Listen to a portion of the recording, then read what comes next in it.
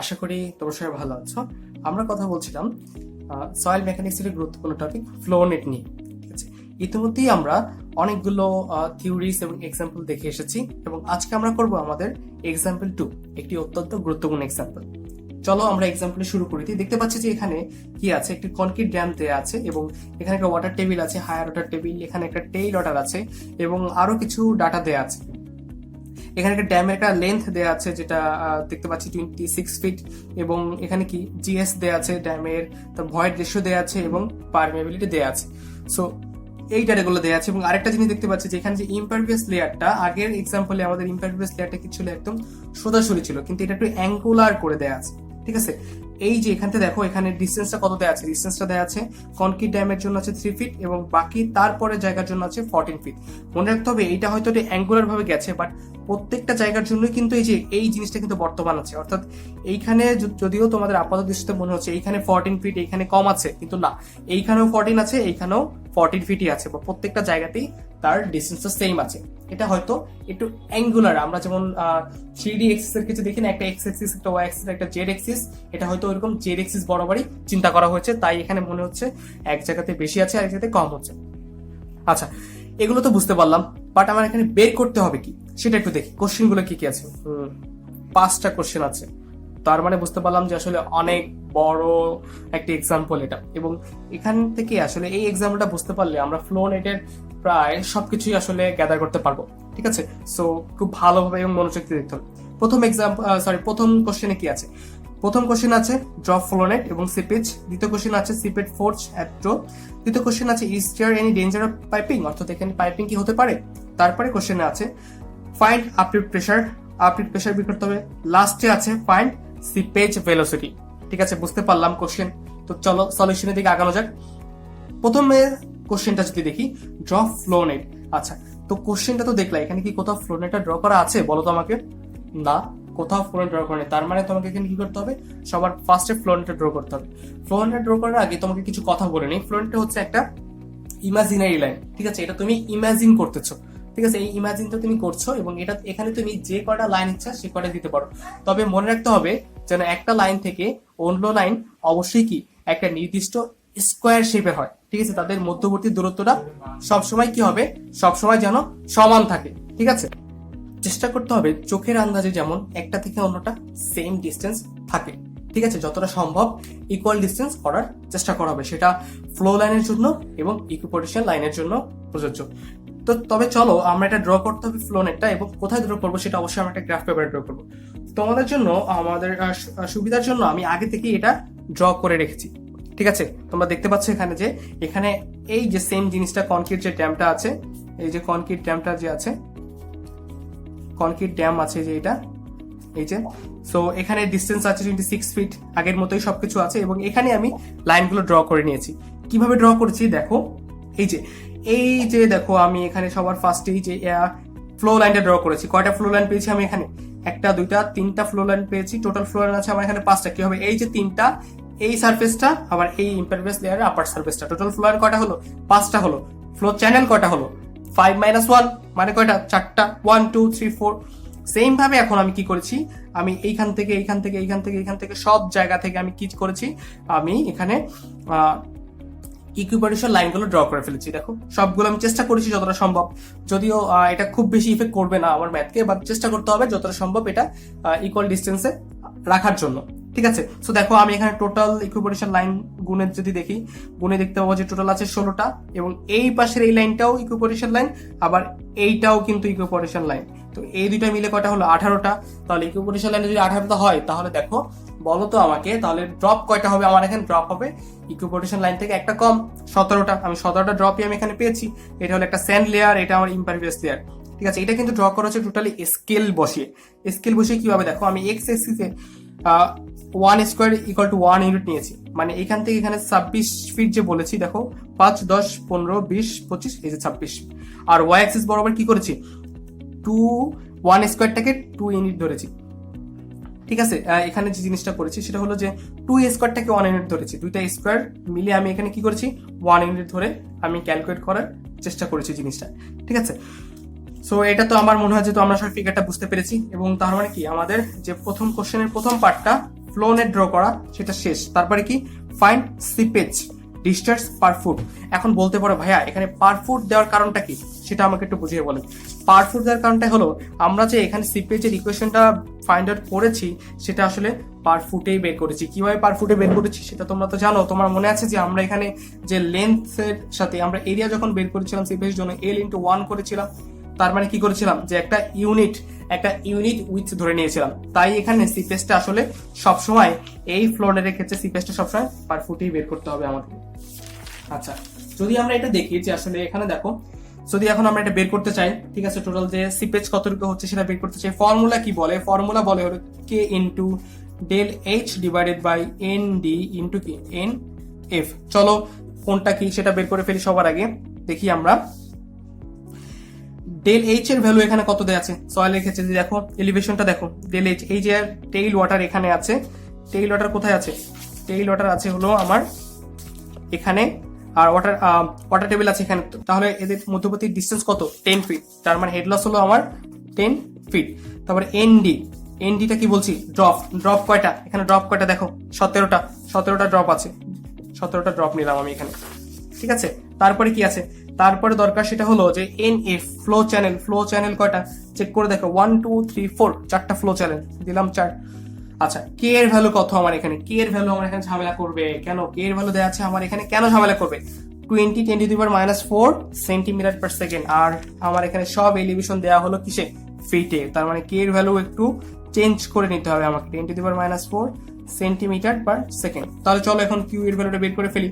কে এর মান কত? 20 × 10⁻⁴। এটা কি সেন্টিমিটার পার সেকেন্ড, বাট আমার লাগবে কি? আমার লাগবে ফিট পার সেকেন্ড। এটাকে কিভাবে ফিটে নিবো বলো তো? এই যে সেন্টিমিটারকে যদি 2.5 করতে ভাগ করি তাহলে কি পাবো সেটা বলতে পারো? তাহলে সেটা পাবো ইঞ্চি, এবং ইঞ্চিকে যদি 12 দ্বারা ভাগ করি তাহলে সেটা পেয়ে যাচ্ছি হলো আমরা ফিট। তারপরে দেখো হয়ে গেল তো এটা ট্রান্সফরমেশন। তারপর ডেল এইচ এর মান কত? 10, এনডি এর মান কত? 17, তারপরে এনএফ এর মান কত? এনএফ এর মান হলো 4। যদি পুরোটা ক্যালকুলেশন করি আমি, তাহলে আমি আমার রেজাল্টটা পাবো কত বলো তো? 1.54 × 10⁻³ ফিট কিউ পার সেকেন্ড। শুধু ফিট কিউ পার সেকেন্ডে বললে হবে? এখানে কিন্তু ফিটও আছে, কারণ আমরা ইউনিট উইথ নিয়ে কাজ করেছিলাম আগে, তাই তো? তাহলে এটা যদি বুঝতে পারি, দেখো এখন যদি আমি এটাকে পার সেকেন্ডে তো বের করে ফেললাম, এখন যদি আমি এটাকে পার ডেতে বের করতে চাই তাহলে কত হবে? পার ডেতে বের করতে কত হবে? এটা হবে 13.34 ফিট কিউ পার ডে। কি পার ডে ফিট, তাই তো? তাই না? আশা করি সবাই বুঝতে পেরেছি। আচ্ছা, তাহলে কি আমাদের প্রথম কোশ্চেনটা শেষ হয়েছে? দেখি তো প্রথম কোশ্চেনটা কি চেয়েছে, যে আসলে ফাইন্ড সিপেজ ডিসচার্জ পার ফুট, বের হয়ে গেছে, তাই তো? আচ্ছা, তারপরে দেখো 2 নাম্বার কি? সিপেজ ফোর্স অ্যাট টো। এই যে টো কোথায় টো খুঁজে বের করি।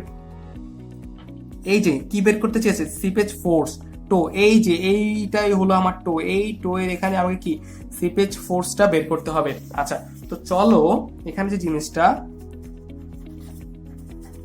সিপেজ ফোর্স বের করতে বলছে আমার এখানে, টোতে যে আমাকে সিপেজ ফোর্সটা বের করতে বলেছে। এখন সিপেজ ফোর্সের যে তুমি ফর্মুলা পড়ে এসেছিলাম সিপেজের ক্ষেত্রে, তোমাদের কি মনে আছে সিপেজ ফোর্সটা কি ছিল? যে ইকুয়ালটি ছিল কি আই গামা ডাব্লিউ। এটা কি ছিল? পার ইউনিট ভলিউমের জন্য ছিল। কার জন্য ছিল? পার ইউনিট ভলিউমের জন্য ছিল এটা, তাই না? আই গামা ডাব্লিউ। এখন যদি টো আবার এক্সিট পয়েন্টে কি সেম না?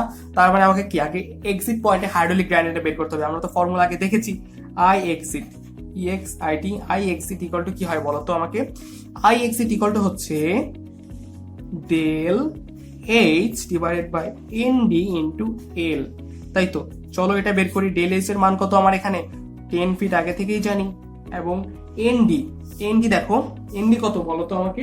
এনডি হলো 17, সেটাও তো জানি। কিন্তু সমস্যা হলো এবার লেনটা কত হবে সেটা আমাকে বের করতে হবে। দেখো তো আমার লেনটা কত হবে এখানে এই যে দেখো এটা টোটা কত নাম্বার পয়েন্টে আছে? 17 নাম্বার। এই যে দেখো 17, এই যে এটা 17 না, এই 17 তো আছে। তার মানে আমাকে এখন বের করতে হবে এই যে এই লেনটা, এই যে সয়েলের এখান থেকে এই যে লেনটা, এই লেনটা কত সেটা মেপে দেখতে হবে। যদি আমি এখান থেকে মেপে দেখি, দেখতে পাবো যে আসলে এখান থেকে লেনটা আছে হলো, আমি যেহেতু আপার লেভেলে আমার আপার লেভেলে প্রতি এটাকে ই ধরে ফেলেছি, তার মানে দেখো এখানে লেনটা কত আছে, লেনটা আছে হলো আমার 2, কত আছে লেনটা এখান থেকে যদি আমি মেপে দেখি, ঠিক আছে, মেপে দেখলে বা অ্যাপ্রক্সিমেট বলে ফেলতে পারি আসলে, যদি টোটালটা 3 ফিট আছে এখানে এতটুকু যাচ্ছে, তার মানে এটা অবশ্যই কত আছে, এটা অবশ্যই 2-তে আছে, তাই তো। তার মানে আমার এখানে লেনটা কত হচ্ছে 2। এলটা কি হলো, এলটা হলো আমার এই পাশে যে ফ্লো নেট, এই পাশে আমার যে ইকুইপোটেনশিয়াল লাইন এবং ইকুইপোটেনশিয়াল লাইনের জন্য যে স্কোয়ারটা তৈরি হয়েছে, ওই স্কোয়ারের যে লেন, এই স্কোয়ারের লিস্ট লেনটা, সবচেয়ে কম যে লেনটা, ওইটাই হচ্ছে আমার এখানে এল, লিস্ট লেন। তো ওইটা কত হচ্ছে আমার এখানে পাচ্ছি 2। তাহলে আই এক্সিস্ট যদি করি তাহলে কত পাচ্ছি 2.29। এখন গামা ডাব্লু, আর এখন যে ইউনিটে বসাই তাহলেই হয়ে যাচ্ছে। তাহলে সিপেস ফোর্স পার ইউনিট ভলিউম যদি বের করি যে আই গামা ডাব্লু, আই এর মান হলো 0.29, আমি গামা ডাব্লুটা বসাইলাম 62.4, মানে পাউন্ড পার কি ফিট কিউবে, তাই তো। তার মানে কত পাচ্ছি আমি এখানে বলো তো, আমি এখানে পাচ্ছি হলো 18.1 পাউন্ড পার ফিট কিউব, এটা হলো আমার সিপেজ ফোর্স, তাই তো। তাহলে কি 2 নাম্বারটা হয়েছে আমার এখানে, 2 নাম্বারটা আমার এখানে কমপ্লিট করে ফেললাম। এরপর 3 নাম্বারটা পাইপিং, ঠিক আছে, এখানে কি পাইপিং হবে নাকি হবে না, চলো আমরা বের করার চেষ্টা করি যে এখানে কি আসলেই পাইপিং হচ্ছে নাকি পাইপিং হচ্ছে না। আচ্ছা, আমাকে বলো তো তোমরা যে পাইপিংটা কখন হয়। পাইপিংটা ঠিক তখনই হবে যখন i critical less than i exit, তাই তো, i critical less than i exit. আমি একটু আগেই আমি কি বের করেছি, আই এক্সিটটা বের করেছি, কত বের করেছি, আই এক্সিটটা আমি এখানে বের করেছি কত 0.29। তাহলে এখানে চলো আমাকে যদি পাইপিংটা বুঝতে হয় বা পাইপিংটা বের করে ফেলতে হয়, তাহলে আমাকে কি করতে হবে, আগে আই ক্রিটিক্যালটা বের করতে হবে। তাহলে আই ক্রিটিক্যালের ফর্মুলাও আগে আমরা দেখেছি কি ছিল, GS - 1 divided by 1 plus E. আমাদের কোশ্চেনই দেওয়া ছিল GS এর মান কত ছিল 2.72, দেখতে পাচ্ছি এই যে দেখো 2.72, এর মান ছিল 0.72, এর মান হলো 0.72। তাহলে বসাই চলো, 2.72 - 1 ডিভাইডেড বাই 1 প্লাস 0.72 যদি ক্যালকুলেট করি তাহলে এটা পাবো হলো আমি -1 ডিভাইডেড বাই 1 প্লাস 0.72, তাহলে কত পাচ্ছি হলো 0.99। তাহলে দেখো এখানে কি হচ্ছে, এখানে ICR অনেক অনেক বড় কার থেকে, আই এক্সিটের থেকে। তাহলে এখানে কোনো পাইপিং হওয়ার সম্ভাবনা আছে না, নো পাইপিং। তার মানে এখানে কোনো পাইপিং এর চান্স নেই, কোনো পাইপিং এর চান্স এখানে নেই। তার মানে আমাদের 3 নাম্বারটাও শেষ। এরপরে 4 নাম্বারটা চলে এসেছে। 4 নাম্বারটা কি, ফাইন্ড আপলিফট প্রেসার, ঠিক আছে, at the bottom of the dam 5 feet upstream from the toe. তার মানে বটম অফ দ্য ড্যাম কোথায়, এই যে ড্যামের বটম, এই যে বুঝতে পারলাম এটা বটমের পরে 5 ফিট দূরে। তাহলে চলো আমরা এখান থেকে দেখি 5 ফিট দূরে কোথায় আছে, ঠিক আছে, 4-5 ফিট দূরে কোথায়। সো এখানে যদি আমরা দেখি এখান থেকে যে 5 ফিট দূরে সেটা যদি বের করতে চাই, দেখো এখান থেকে দেখো 1 2 3 4 5, এই যে দেখো এই 5 ফিট দূরে কোথায় আছি, আমি আছি 14তে চলে এসেছি। তার মানে 5 ফিট দূরে আমার এখানে ড্রপের পয়েন্টটা হচ্ছে 14, তাই তো, সেটা বুঝলাম। আচ্ছা, এটা আমার দরকার, ঠিক আছে, এটা আমি বুঝে ফেললাম। মানে এনডি এর মান কত আমার এখানে, আমার এনডি এর মান হবে 14, ঠিক আছে, আমার এখানে এনডি এর মান 14, সেটা আমি একটু লিখে রাখি, এবং কেন এটা দরকার হবে সেটা আমি একটু পরেই বুঝতে পারবো, ঠিক আছে। এখন আমরা কি বের করছি, এখন আমরা বের করছি হলো আপলিফট প্রেসার, তাই তো, আপলিফট প্রেসার। আচ্ছা, আর আমি এখানে এনডি এর মান কত পেয়েছি, আমার 5 ফিট দূরের জন্য পেয়েছি হলো কত 14। আচ্ছা, সো এখন বলো uplift pressure P equal two, প্রেসারের সূত্র জানো না, পি ইকুয়াল টু কি, এইচ রো জি। এই রো আর জি কি বলা যায়, গামা বলা যায়, তাই তো। তার মানে এখানে গামা ধরলাম, এটা ওয়াটারের জন্য গামা ডাব্লিউ। তার মানে গামা ডাব্লিউ তুমি জানো না কি এইচ। এই যে 5 ফিট দূরের জন্য তোমাকে কি জানতে হবে, তোমাকে তার এইচটা জানতে হবে, আই মিন এখানে তোমার হেডটা জানতে হবে। তাহলে হেডটা কত তুমি সেটা কিভাবে বুঝবে, দেখো এই পয়েন্টের জন্য হেডটা তোমাকে কিভাবে বের করতে পারো, তুমি হেডটা বের করতে পারো, এই যে দেখো টোটাল হেড থেকে এই পয়েন্টের জন্য কতটুকু হেড লস হয়েছে সেটাই যদি বের করতে পারো তুমি, তাহলেই তো তুমি এই পয়েন্টের হেডটা বের করতে পারো, তাই না। খুবই ইজি জিনিসটা, কিভাবে বের করতে পারি আমি কোনো পয়েন্টের হেড, কারণ আমি দেখো আমি কিন্তু এই পয়েন্টের হেড কত এক্স্যাক্টলি সেটা জানি না, কিন্তু আমি কি জানি, আমি জানি টোটাল হেডটা। এখানে টোটাল হেডটা কত, উপর থেকে দেখো, যদি এখানে দেখো তাহলে টোটাল কত হয়, 10 আছে আর 3, টোটাল হেডটা কত আছে আমার এখানে 13 আছে। 13-র পরে আমি এখানের হেড লসটাও কিন্তু আমি এখানে বের করে ফেলতে পারি। মনে আছে আমরা দেখেছিলাম যে এই পয়েন্টের কতটুকু হেড লস আছে সেটা বের করা যায়। তাহলে এই পয়েন্টে হেডটা কিভাবে বের করা যায়, দেখো টোটাল হেড মাইনাস -5 ফিট দূরের হেড, তাই তো, তাই না? আচ্ছা, সো দেখো এই যে টোটাল হেডটা কত 13, তো আমি বলে ফেলতে পারলাম। এখন এই পয়েন্টের হেডটা কত, এই পয়েন্টের হেডটা সবাই বের করা যায় কিভাবে? ওই যে ঐকিক নিয়ম করে, যে আমার এখানে কি যে ডেল এইচ বাই এনডি ছিল into ND at 5 feet distance, তাই তো। ডেল এইচ বাই এনডি এটা কি হেড লস হচ্ছে পার ড্রপ, প্রত্যেকটা ড্রপে কতটুকু হচ্ছে, এবং এই একটা ড্রপে যদি এতটুকু হয় তাহলে এর পরে এই 5 ফিট দূরের জন্য কতটুকু হেড লস হচ্ছে, সেটার এনডি যদি আমি গুণ করে দিই তাহলেই আমি ওই পয়েন্টে হেড লসটা পেয়ে যাবো। তাহলে কিভাবে পাচ্ছি দেখো, 13 মাইনাস ডেল এইচ এর মান কত আমার এখানে 10, এনডি এর মান 17, আর এখানে এন এর মান কত পেয়েছি, এনডি এর মান কত 14। তার মানে এটা যদি ক্যালকুলেট করি তাহলেই আসলে আমি এই পয়েন্টের কি পাবো, হেডটা পেয়ে যাবো। যদি ক্যালকুলেট করি তাহলে এইভাবে পাচ্ছি এরকম 13 মাইনাস 10 ডিভাইডেড বাই 17 ইন্টু 14, তাহলে কত হচ্ছে 4.76। তাহলে এখন আসো pressure, uplift pressure P equal to কি এইচ গামা ডাব্লিউ এর মান 62.4, এইচ এর মান কত পেয়েছো 4.78 পরিমাণ হেড তোমার এখানে আছে। তার মানে দুইটা যদি ক্যালকুলেট করে ফেলো, গুণ করে ফেলো, তাহলে পাচ্ছো কত পাচ্ছো বলো, তাহলে পাচ্ছো তুমি এখানে 97.31 কি হবে বলো, পাউন্ড পার ফিট স্কয়ার, তাই তো। আশা করি এটা তো আমরা সবাই বুঝতে পেরেছি যে আসলে এটা আপলিফ্ট প্রেসারটা বা আপলিফ্ট হেডটা আমি এখানে কিভাবে পেয়েছি। আচ্ছা, তো এরপর চলে আসো আবার কি আছে, আর বাকি আছে হলো ফাইন্ড সিপেজ ভেলোসিটি। কি বাকি আছে, সিপেজ ভেলোসিটি বাকি আছে আমার এখানে, তাই তো। তাহলে চলো সিপেজ ভেলোসিটিটাও আমরা এখানে বের করার চেষ্টা করি, যেটা সিপেজ ভেলোসিটি।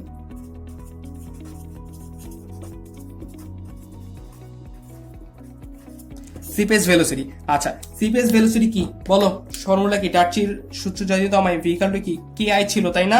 তার মানে এখানে কে এর মান কত ছিল বলো, এখানে কে এর মান ছিল হলো 20 ইন্টু 10⁻⁴, বাট এটা কি আমি রাখতে পারবো ভাবে, আমি এখানে রাখতে পারবো না, কারণ আমাকে একটু ফিটে চেঞ্জ করে নিয়ে যেতে হবে। তাহলে কিভাবে করবো, 2.54 ইন্টু 12 ইন্টু আই কি, এটা আই এক্সিট, ওই যে আমি বের করেছিলাম কত মনে আছে, যে 0.29 বের করেছিলাম এখানে, এই যে আই এক্সিট এখানে কোথায় বের করেছিলাম, এই যে দেখো, এখানে এই ম্যাথটা করার জন্য আমাকে কি আইটা বের করতে হয়েছিল না, 0.29 আই এক্সিট, এটাই আমাকে ব্যবহার করতে হবে এখানে, তাই তো। এটাই যদি আমি এখানে ব্যবহার করি 0.29, তাহলে ভেলোসিটিটা পাবো কি ফিট পার সেকেন্ড। এটা কি ভেলোসিটি বলো তো, এটা হলো ডার্চি ভেলোসিটি পেয়েছি। আচ্ছা, ডার্চি ভেলোসিটি কেন দরকার সিপেজ ভেলোসিটির জন্য, সেটা আমরা একটু পরেই জানবো, ঠিক আছে। কারণ আমি এটা আগেও দেখে এসেছি যে ডার্চি ভেলোসিটিটা কেন দরকার হয় সিপেজ ভেলোসিটির জন্য, কারণ ডার্চি ভেলোসিটির সাথে সিপেজ ভেলোসিটির একটা সম্পর্ক রয়েছে। তাহলে এটা পাচ্ছি হলো 1.9 ইন্টু 10⁻⁵ ফিট পার সেকেন্ড। আচ্ছা, এখন ডার্চি ভেলোসিটি আমার seepage velocity VS equal to কি বলতে পারবা, ভিএস ইকুয়াল টু হচ্ছে, সিপেজ ভেলোসিটি হচ্ছে ভিডি ডিভাইডেড বাই এন। এনটা কি আবার, এখানে এনটা হলো আমার পোরোসিটি। আবার আমি এন বের করার একটা ফর্মুলা জানি, কারণ আমার এখানে এন দেয়া নেই। ফর্মুলা কি, ই ডিভাইডেড বাই 1 প্লাস ই, এর মান হলো 0.72, 1 তো 1ই, দেন আবার 0.72 যদি এখানে ক্যালকুলেট করে ফেলো তাহলে তুমি ভ্যালুটা পাবে সাম আউট এরকম, 0.72 ডিভাইড বাই 1 প্লাস 0.72 কত হয়, 0.42 পেয়েছো। তার মানে ভিএস বা সিপেজ ভেলোসিটি হচ্ছে 1.9 into 10⁻⁵ divided by 0.42 feet per second, বা ভিএস ইকুয়াল টু আমরা পেয়ে যাব, কত পেয়ে যাব, 1.9 ইন্টু 10⁻⁵ কে যদি আমি 0.42 দ্বারা ভাগ করে দিই তাহলে পেয়ে যাচ্ছি কত, 4.52 into 10⁻⁵ fit per second. So এটাই কি আমার সিপেজ ভেলোসিটি। আচ্ছা, তো দেখো আমরা কি সবগুলো বের করতে পেরেছি, আবার একটু চেক করে দেখি। প্রথম তিনটা তাগি হচ্ছে আপডেট প্রেসারও বের করে ফেলেছি এবং সিপেজ ভেলোসিটিও বের করে ফেলেছি। সো আশা করি তোমরা এই ম্যাথটা সবাই বুঝতে পেরেছো, এবং এইরকম আরো অনেক সুন্দর সুন্দর এক্সাম্পল আমাদের ওয়েবসাইটে দেওয়া আছে tntlessons.com, এবং এটা সম্পূর্ণ ফ্রি। তোমরা চাইলে সেখান থেকে এই রিলেটেড আরো বিভিন্ন এক্সাম্পল দেখতে পারো, আরো বিভিন্ন সলিউশন আছে, বই আছে, তোমরা সেগুলো থেকে এই বিষয়টা ভালোভাবে পড়াশোনা করলে তোমরা এই বিষয় সংক্রান্ত যে কোনো প্রবলেম তোমাদের পরীক্ষা এবং রিয়েল লাইফে আসলে সেটা তোমরা সমাধান করতে সক্ষম হবে। আজকে এই পর্যন্তই, ধন্যবাদ সবাই, আসসালামু আলাইকুম।